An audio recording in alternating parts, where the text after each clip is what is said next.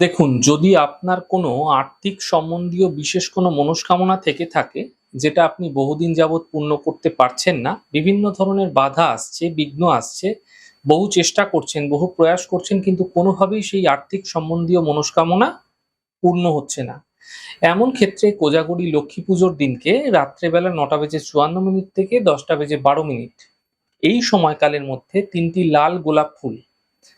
লাল গোলাপ ফুল হাতে নিয়ে নিন এবং নিয়ে এক মালা অর্থাৎ ১০৮ বার শ্রীং তালিবের শয়রা ফলা দীর্ঘ শ্রীং মা লক্ষ্মীর বীজ মন্ত্র স্ফটিকের মালায় সম্ভব হলে জপ করতে পারে। ১০৮ বার জপ করা হয়ে গেলে আপনার আর্থিক বিশেষ যে মনস্কামনাটি রয়েছে সেটি মা লক্ষ্মীর উদ্দেশ্যে জানান, তার সামনে বসে বলুন এবং এরপর একটি পাত্রের মধ্যে কর্পূর দ্বারা ৩টি গোলাপ ফুলকে জ্বালিয়ে ছাই করে দিন।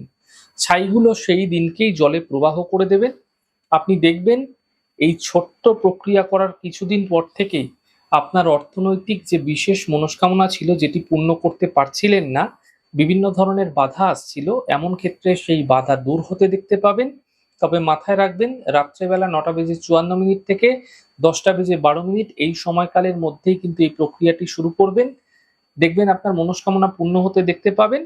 বিশ্বাসের সঙ্গে ধৈর্যের সঙ্গে করুন, অত্যন্ত সহজ এবং ছোট প্রক্রিয়া, মা লক্ষ্মীর কৃপায় নিশ্চিতভাবে আপনার মনস্কামনা অবশ্যই পূর্ণ হতে দেখতে পাবেন।